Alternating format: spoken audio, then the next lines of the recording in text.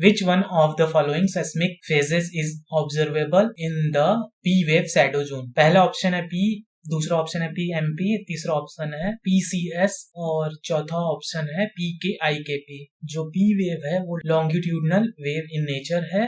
P wave का origin upper most mental होता है और वह लोअर मेंटल के बॉटम तक जाता है और वहां से वापस सेस्मिक स्टेशन पे रिसीव होता है। अगला ऑप्शन है PMP, P wave reflected from the Moho. Primary wave जब मोहो यानी कि क्रस्ट और मेंटल बाउंड्री से रिफ्लेक्ट होता है तो हमें PMP मिलता है, तो ये वेव शैडो जोन में रिसीव नहीं होगा। अगला ऑप्शन है PCS, P wave converted to S wave. जब P wave core mantle boundary से रिफ्लेक्ट होने के बाद S वेव में कन्वर्ट हो जाता है, तो उसे हम PCS वेव कहते हैं। ये वेव भी हमारा शैडो जोन में नहीं मिलेगा। अगला ऑप्शन है PK स्मॉल IKP। यहाँ पे P wave inner core boundary से रिफ्लेक्ट होगा और हमें ये शैडो जोन में मिलेगा, तो हमारा ऑप्शन D करेक्ट होगा।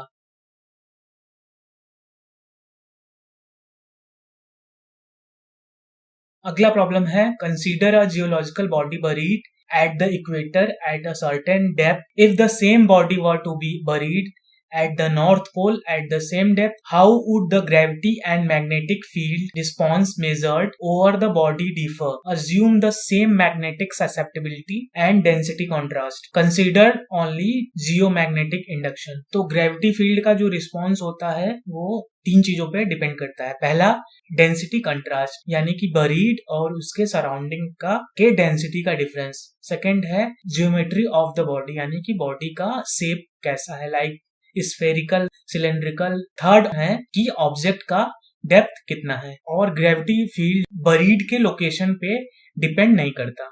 मैग्नेटिक फील्ड के लिए जो रिस्पॉन्स होता है, मैग्नेटिक ससेप्टिबिलिटी सेम होता है, बट लोकेशन चेंज होने के साथ मैग्नेटिक फील्ड का रिस्पॉन्स चेंज होता है। तो हमारा ऑप्शन डी, यानी कि gravity field response does not change but magnetic field response change significantly. Option D सही होगा। अगला प्रॉब्लम है given the बुगर density of 2.8 gram per centimetre cube, the Bugger correction for a gravity station at an elevation of 30 meter above the datum is in milligal. यहाँ पे given parameter है बुगर density 2.8 gram per centimetre cube, station का elevation 30 metre है। बुगर correction का formula होता है 2πg rho h। तो यहाँ पे यूनिट का ध्यान हमको रखना है, जो बुगर करेक्शन की यूनिट होगी वो ग्रेविटी यूनिट होगी और रो जो होगा ग्राम पर सेंटीमीटर क्यूब में होगा। बुगर करेक्शन हो जाएगा ग्रेविटी यूनिट में 0.4193 रो इंटू एच। रो की वैल्यू पुट कर देंगे 2.8 ग्राम पर सेंटीमीटर क्यूब और एलिवेशन की वैल्यू पुट कर देंगे, तो हमारा gravity unit Bouguer correction gravity unit में आएगा और हम उसको 10 से डिवाइड कर देंगे तो मिलीगैल में आ जाएगा हमारा आंसर 3.52 मिलीगैल। अगला प्रॉब्लम है given the following data for a resistivity sounding experiment over a two-layered half space, the resistivity transform for the top layer is in ohm meter। यहाँ पे दिया हुआ है resistivity of top layer ρ1 equal to 10 ohm meter, resistivity of half space ρ2 100 ohm meter, thickness of top layer h1 equal to 10 meter and current electrode spacing AB/2 is equals to 5 meter। तो ये diagram है। Upper layer 1 वो resistivity ρ1 है और half space resistivity ρ2 है और इसका thickness 10 metre है। तो ये सारे पैरामीटर्स दिए हुए हैं। तो रेजिस्टिविटी ट्रांसफॉर्म दो लेयर के लिए एक्सप्रेशन टी लेमडा से दिया जाएगा और यहाँ पे के हम रिफ्लेक्शन कोफिशिएंट, टू लेयर्स के लिए रिफ्लेक्शन कोफिशिएंट होगा, तो हम ρ1 और ρ2 की वैल्यू पुट करेंगे तो k1 की वैल्यू आएगी और जो लेमडा की वैल्यू है वो 1/AB/2 है, तो उसकी वैल्यू 0.2 आएगी।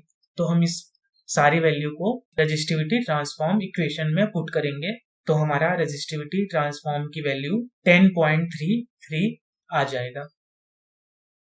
अगला प्रॉब्लम है the ratio of eccentricity to the polar flattening of an ellipsoidal earth with equatorial radius E and polar radius P can be expressed as. तो एलिप्स की एसेंट्रिसिटी होती है वो अंडर रूट में 1 minus P square upon E square, square root में 1 minus semi minor axis का whole square upon semi major axis का whole square. इसको सॉल्व करेंगे।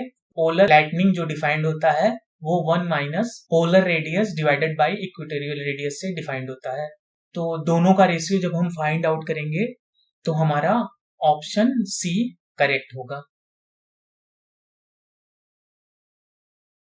अगला प्रॉब्लम है the vertical field intensity anomaly del z due to a vertically polarized vertical dike is given by where m is magnitude of intensity of magnetization. Are relevant parameters are provided in the figure below. The dike has 1% magnetite distributed homogeneously. Then the magnitude of P vertical field intensity over the dike is vertically field intensity anomaly vertically polarized dike के कारण जो vertically field intensity anomaly है वो del z से given है। यहाँ पे m magnitude of magnetization है। हमें जो magnitude निकालना है वो peak पे निकालना है, तो पीक का मैग्नीट्यूड x की वैल्यू 0 पुट करेंगे तो वहां से हमें मैक्सिमम फील्ड एनोमली की वैल्यू x की वैल्यू 0 पुट करने पे मिलेगी। तो हमने x की वैल्यू 0 पुट की तो हमारा डेल z मैक्स यानी वर्टिकली फील्ड का जो मैग्नीट्यूड है वो 2mt ब्रैकेट में 1/z1 माइनस 1/z2। z1 और z2 की वैल्यू गिवन है। z1 50 मीटर है और z2 150 मीटर है। और जो हमारा m है वो m इक्वल टू kh के हमारा मैग्नेटिक ससेप्टिबिलिटी होगा और वहां से m की value 30,000 nano Tesla find out होगी। हमारा डाइक है वो ओनली 1% मैग्नेटाइट है तो m की वैल्यू 300 नैनो टेस्ला आएगी और यहाँ पे t की वैल्यू 10 मीटर दी हुई है। तो सारी वैल्यू को हम मैक्सिमम वर्टिकल फील्ड के एक्सप्रेशन में रखेंगे यानी कि डेल z मैक्स के एक्सप्रेशन में पुट करेंगे तो हमारा डेल z मैक्स जो आएगा वो 80 नैनो टेस्ला हमारे z मैक्स की वैल्यू होगी।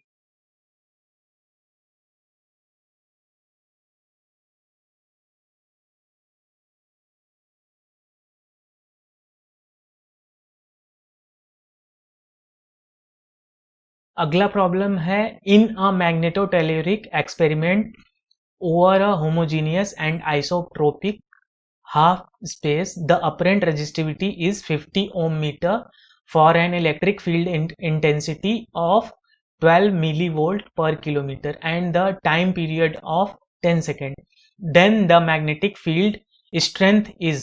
तो यहाँ पे गिवन है apparent resistivity की value 50 ohm metre, electric field intensity की वैल्यू 12 मिलीवोल्ट पर किलोमीटर, टाइम पीरियड 10 सेकेंड है तो फ्रीक्वेंसी की वैल्यू 0.1 यानी कि 1/10 से 0.1 हो जाएगी। तो रिलेशनशिप जो अपरेंट रेजिस्टिविटी मैग्नेटिक फील्ड और इलेक्ट्रिक फील्ड इंटेंसिटी के बीच में जो रिलेशन होता है वो rho a is equals to 0/2 divided by f into E by B का होल स्क्वायर। रो ए की वैल्यू, एफ की वैल्यू, ई की वैल्यू गिवन रिलेशन में पुट करेंगे तो हमारा बी का वैल्यू 2.4 नैनो टेस्ला आ जाएगा।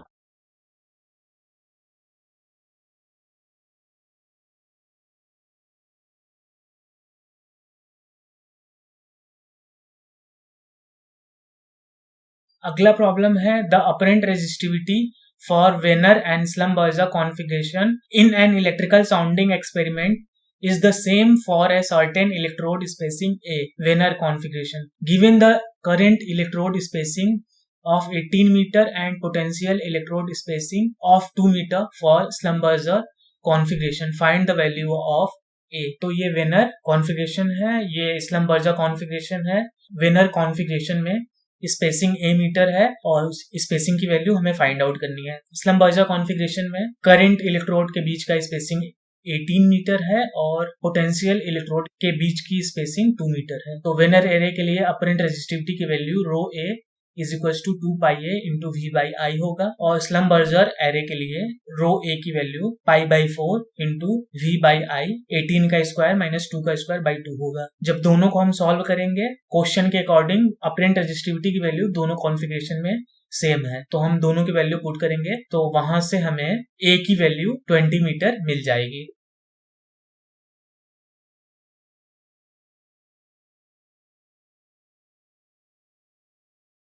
अगला प्रॉब्लम है in time domain IP experiment with a steady voltage of 10 millivolt during the current flow interval. The voltage decay after the current cutoff is given by Vt equal to 4.0 e to the power minus 0.3 t millivolt. The chargeability after current cut off between t1 equal to 1 second and T2 is equals to 4 second is. तो यहाँ पे given है study voltage 10 milli volt और voltage decay 4.0 into e to the power minus 0.3 milli volt, T1 equal to 1 second, T2 equal to 4 second. Chargeability defined है 1 upon V naught T1 to T2 Vt dt। तो यहाँ पे V naught की value 10 milli volt, Vt का expression और T1 equal to 1 second और T2 equal to 4 second की value put करेंगे तो हमारा चार्जेबिलिटी की वैल्यू 0.5846 आएगा।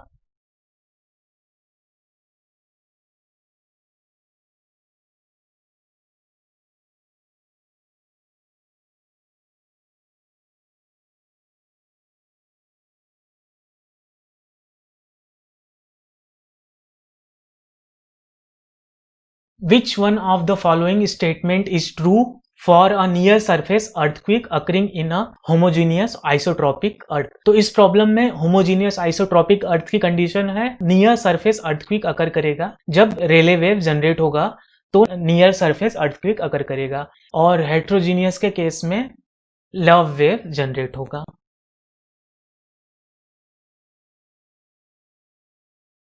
अगला प्रॉब्लम है a dynamic range of 60 dB in power corresponds to an increase in amplitude by a factor of. तो यहाँ पे गिवन है डायनेमिक रेंज 60 डेसिबल। तो dynamic range in terms of amplitude defined है 20 log a max divided by a min और log का base होगा 10। तो यहाँ से डायनेमिक रेंज की वैल्यू 60 पुट करेंगे तो जो हमारा एम्पलीट्यूड मैक्सिमम एम्पलीट्यूड और मिनिमम एम्पलीट्यूड के बीच का रेशियो हमारा फाइंड आउट हो जाएगा 1000।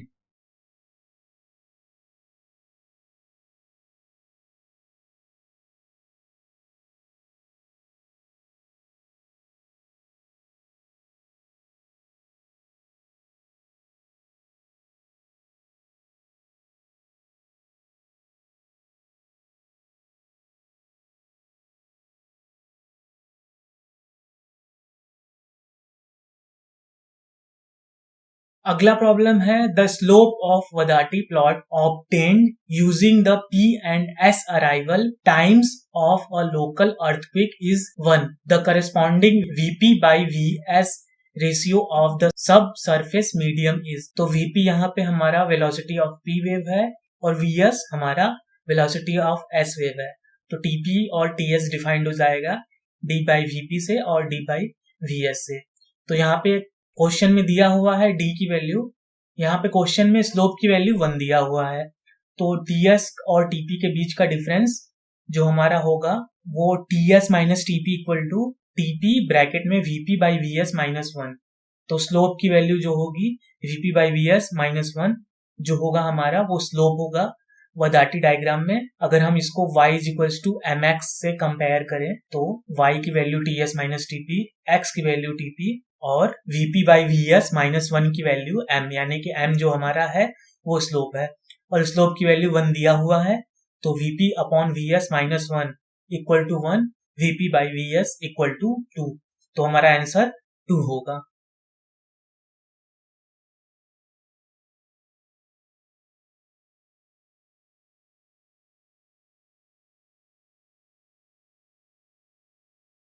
अगला प्रॉब्लम है the beach ball figure given below the focal mechanism of an earthquake the shaded and unshaded portion indicate compressional and dilatational quadrants respectively. FP1 is the fault plane solution the focal mechanism and FP1 represent. तो figure के अनुसार जो हमारा fault होगा वो thrust fault होगा। तो यहाँ पे ऑप्शन या तो ए करेक्ट होगा या ऑप्शन सी करेक्ट होगा। अब हम फिगर को एंटी क्लॉकवाइज रोटेट करेंगे और इस तरीके से फिगर 2 के करस्पॉन्डिंग फिगर 2 के अकॉर्डिंग पुट करेंगे। स्ट्राइक की वैल्यू आएगी वो 45 आएगी और डिप की वैल्यू 30 डिग्री आएगी। तो हमारा option A a thrust fault with strike 45 degree and dip 30 degree with the tension axis in the compressional quadrant, यानी कि ऑप्शन ए करेक्ट होगा।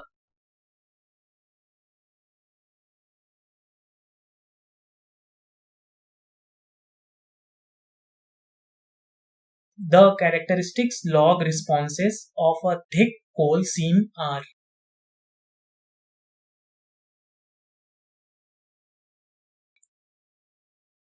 तो यहाँ पे कोल के लिए रेजिस्टिविटी की वैल्यू फिगर में आप देख सकते हैं हाई है, और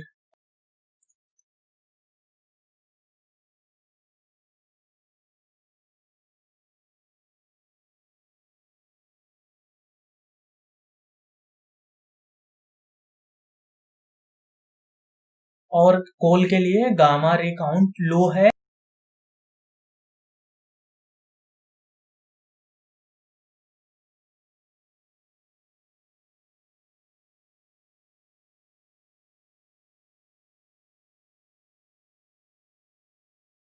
और वेलोसिटी कम होने की वजह से ट्रेवल करने में टाइम ज्यादा लगेगा, तो ट्रांजिट टाइम हाई होगा। तो ऑप्शन सी यानी कि high transit time, high resistivity and low gamma ray count, option C correct होगा।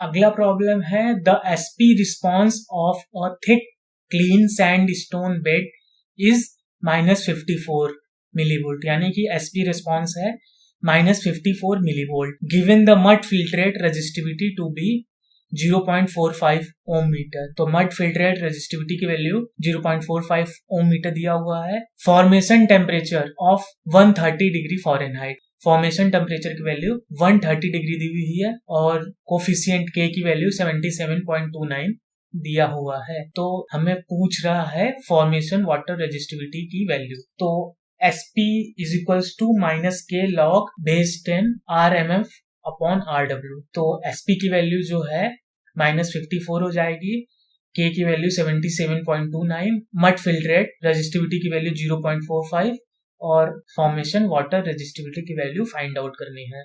तो यहाँ पे सारी वैल्यू पुट करेंगे तो RW की वैल्यू 0.09 ओम मीटर आएगा। अगला प्रॉब्लम है which one of the following log responses is true for a porous and permeable sandstone bed when a resistivity of mud filtrate used is equal to the resistivity of formation water। जो हमारा formation है वो porous और permeable sandstone है, उस case में अगर resistivity of the mud filtrate और resistivity of the formation water equal है तो एसपी रिस्पॉन्स 0 होगा। तो ऑप्शन ए और ऑप्शन बी नहीं होगा। और फिगर 1 से देख सकते हैं आप कि LLM एंड LLD ओवरलैप नहीं कर रहा, और तो ऑप्शन डी भी नहीं होगा, तो ऑप्शन सी करेक्ट होगा। तो आप देख सकते हैं कि LLS and LLM log show appreciably large separation, यहाँ पे आप देख सकते हैं। तो ऑप्शन सी करेक्ट होगा। अगला प्रॉब्लम है the number of half lifes required for a certain amount of radio active isotope in a rock to reduce 3% of its original amount is।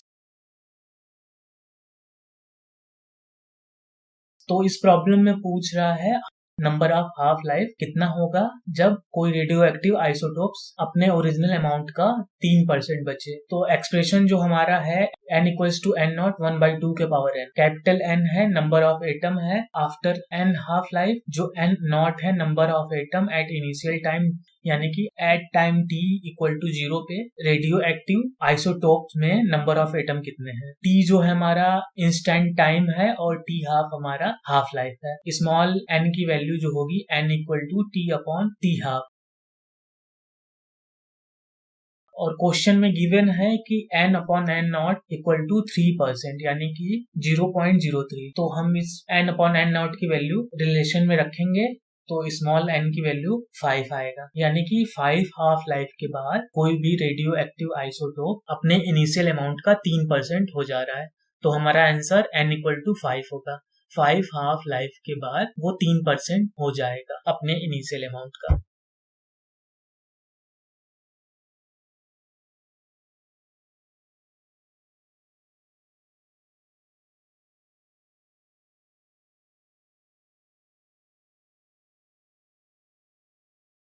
अगला प्रॉब्लम है the VLF fields can be measured over a continental distance r because magnetic field के decrease होने का rate होगा वो 1/r होगा। Output power होगा transmitting station के लिए वो 100 से 1000 किलोवाट होगा। तो जो हमारा ऑप्शन होगा वो सी करेक्ट होगा। अगला प्रॉब्लम है convolution of two box car function of different weights yields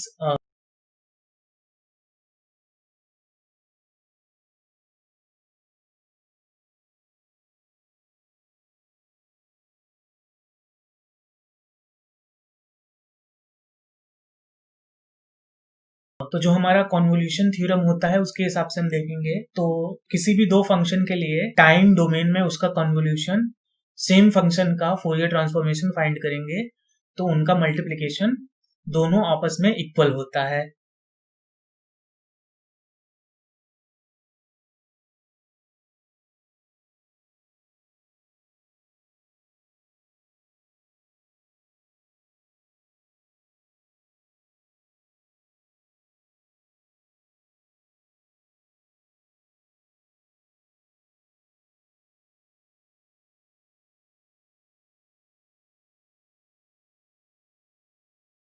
तो इस केस में बॉक्स कार फंक्शन का विड्थ सेम होता तो वहां पे ट्रायंगुलर फंक्शन बनता। और अगर यहाँ पे विड्थ लेकिन यहाँ पे विड्थ डिफरेंट दिया हुआ है तो हमारा ट्रेपेजियम फंक्शन होगा। स्टेप फंक्शन ही हमारा बॉक्स कार फंक्शन होगा तो हमारा ऑप्शन ए और सी नहीं होगा। और जो हमारा सिंक फंक्शन है वो सिंपली बॉक्स कार फंक्शन का फोरियर ट्रांसफॉर्म है। तो जो हमारा ऑप्शन होगा वो ऑप्शन बी करेक्ट होगा।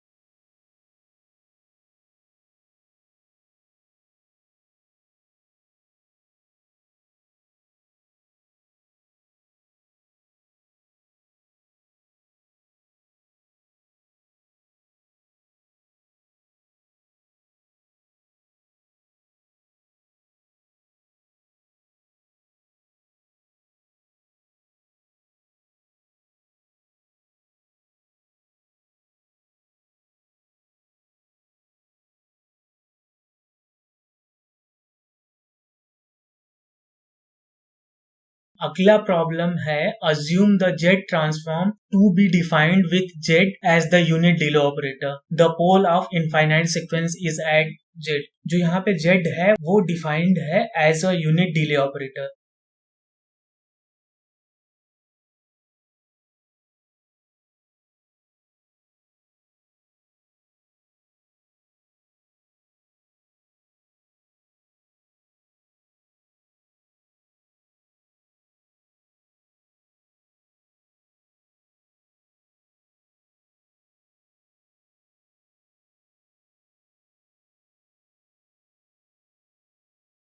तो यूनिट डिले ऑपरेटर के लिए जो हमारा जेड ट्रांसफॉर्म होगा वो 1 plus Z into half Z square into 1/4 plus Z cube into 1/8 plus dot dot dot.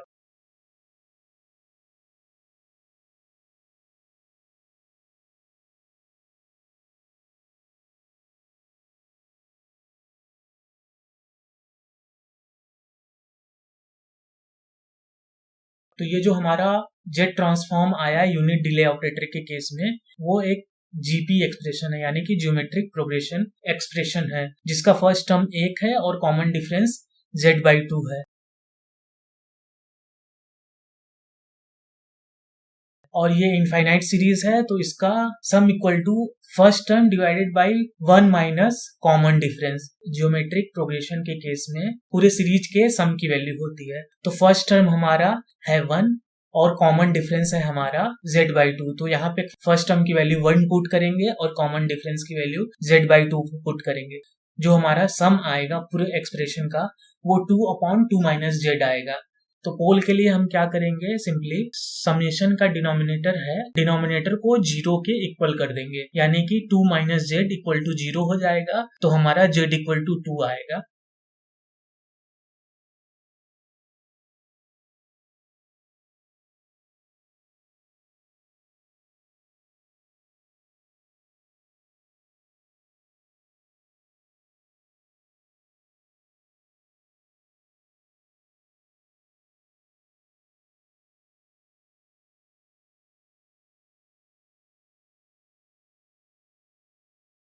अगला प्रॉब्लम है normal move out NMO correction was applied to seismic data in the CMP domain. The frequency distortion due to NMO stretch is highest for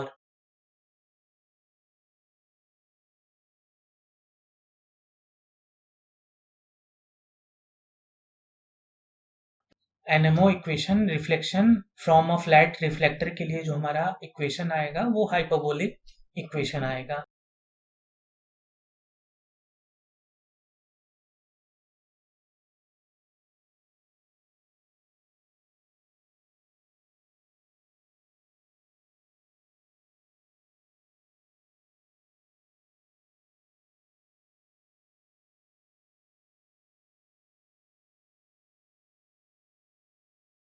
जो हमारा NMO correction है वो time dependent function है. उस case में क्या होगा कि एनएमओ करेक्शन जो होगा वो इंक्रीज होगा ऑफसेट के साथ और डिक्रीज होगा वेलोसिटी या टाइम के साथ.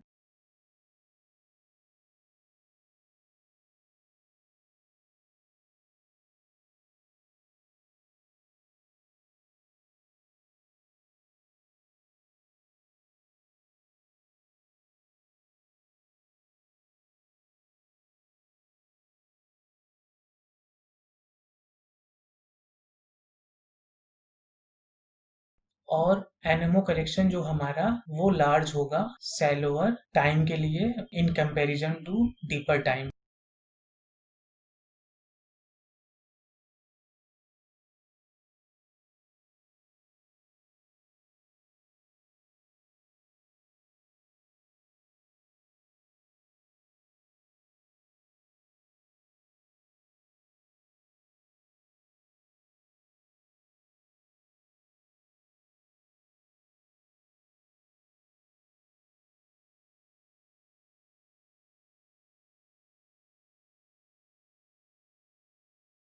करेक्ट होगा. NMO stretch is highest for larger offset of shallower reflection.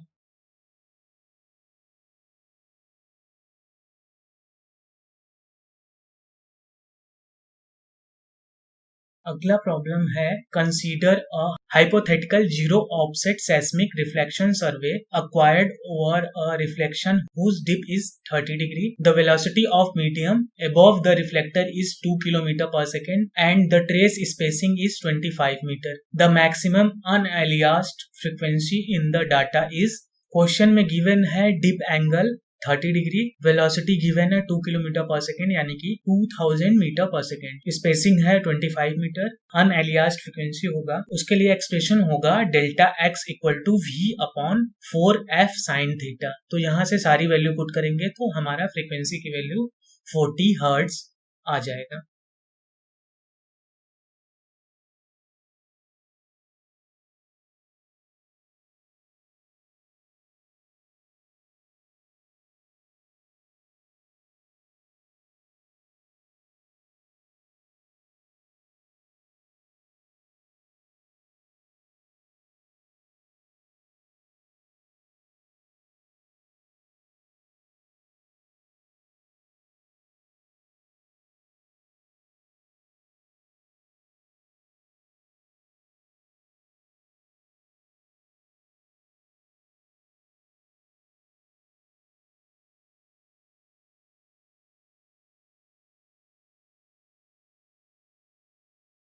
In statistical wavelet deconvolution, the reflectivity series is assumed to be a random sequence. Then the autocorrelation of the wavelet is. Seismic trace equation 1 से defined है.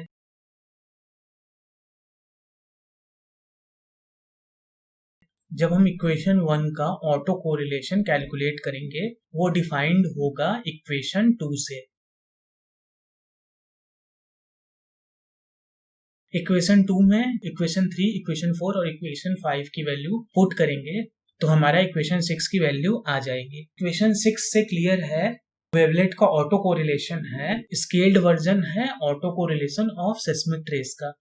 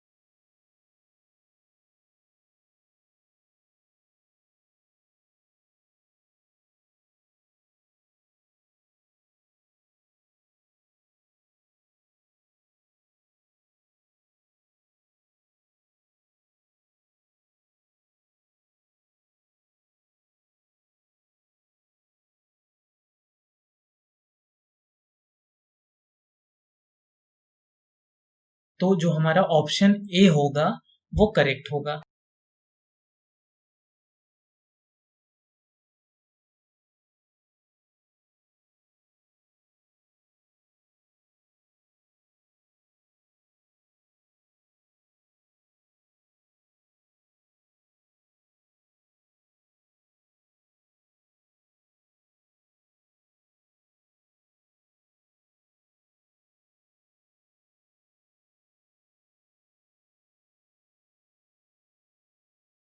अगला problem है a vector field u is expressed by Helmholtz decomposition as u equal to del phi plus del cross psi with phi equal to 1 by 2 into x square minus y square plus z square psi equal to zy square I plus xzj plus x square k. The magnitude of the divergence of the vector field u.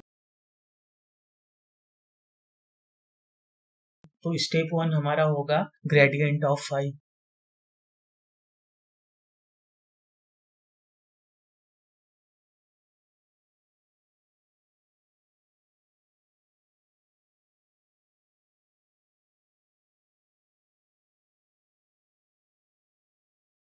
Step two हमारा होगा curl of Sai find करना। तो curl of Sai की value 0 हो गई।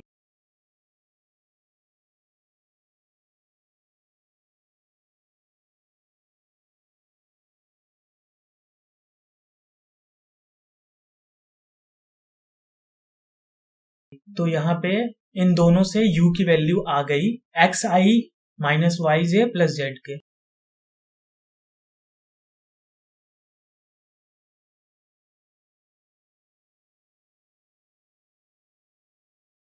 अब हमें find करना है magnitude of the divergence of the vector field u 1 1 1 पे। तो उससे पहले हम फाइंड करेंगे डाइवर्जेंस ऑफ u की वैल्यू जो कि आएगा 1 और यहाँ पे पॉइंट दिया हुआ है 1 1 1, तो उसका कोई मतलब नहीं है। तो हमारा जो आंसर होगा वो 1 होगा।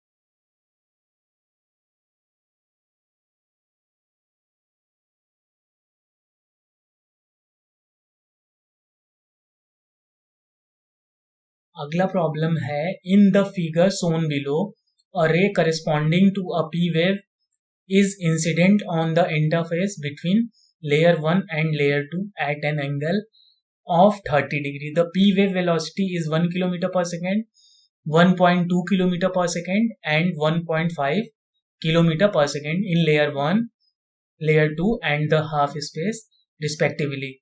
The emergence angle of the ray into the half space is. तो इस प्रॉब्लम में दिया हुआ है पहले लेयर में पी वेव की वेलोसिटी 1 किलोमीटर पर सेकेंड, दूसरे लेयर में पी वेव की वेलोसिटी 1.2 किलोमीटर पर सेकेंड और हाफ स्पेस में 1.5 किलोमीटर पर सेकेंड। लेयर 1 और लेयर 2 के इंटरफेस पे इंसिडेंट एंगल 30 डिग्री है। लेयर 1 और लेयर 2 के लिए स्नेल्स लॉ को यूज करके हम इमरजेंस एंगल फाइंड आउट करेंगे जो साइन थीटा 1 इक्वल टू 0.6 आएगा और लेयर 2 और हाफ स्पेस के लिए इमरजेंस एंगल की value sine theta 2 equal to 0.75 आएगा। तो थीटा 2 की वैल्यू को हम साइन थीटा 2 इक्वल टू 0.75 को हम एंगल में फाइंड करेंगे तो थीटा 2 इक्वल टू 48.59 डिग्री आएगा।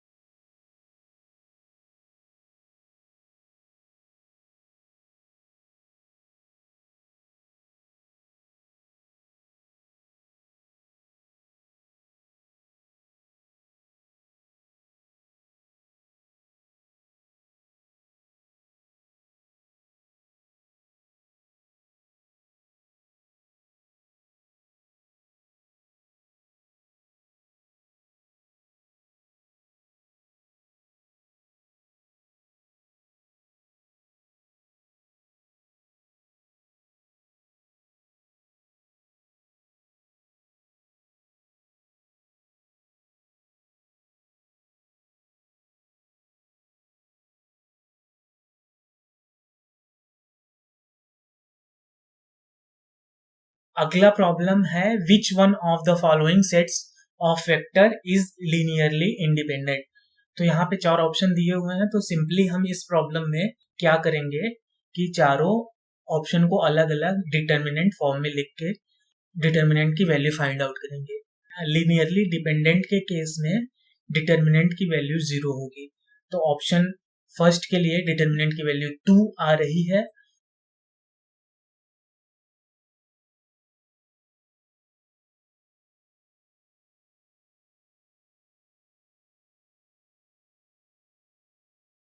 ऑप्शन 2 के लिए डिटर्मिनेंट की वैल्यू 12।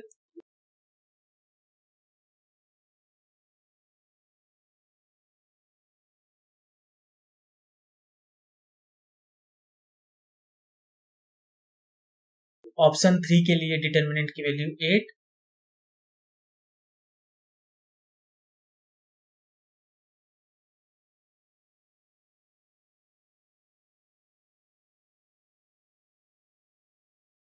ऑप्शन 4 के लिए डिटर्मिनेंट की वैल्यू 0।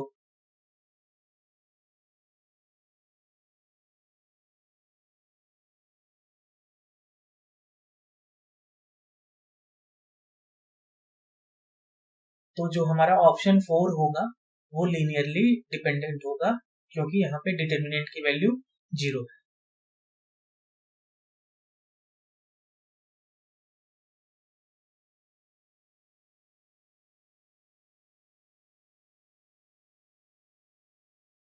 अगला प्रॉब्लम है the condition number for the matrix A is. तो कंडीशन नंबर हमारा डिफाइंड होगा maximum eigen value divided by minimum eigen value के। तो आइगन वैल्यू फाइंड आउट करने के लिए पहले हम कैरेक्टरिस्टिक्स पॉलिनोमियल फाइंड आउट करेंगे। तो हमारा लेमडा 1 और लेमडा 2 की वैल्यू 2 और 3 आएगा। तो मैक्सिमम वैल्यू 3 है और मिनिमम वैल्यू 2 है।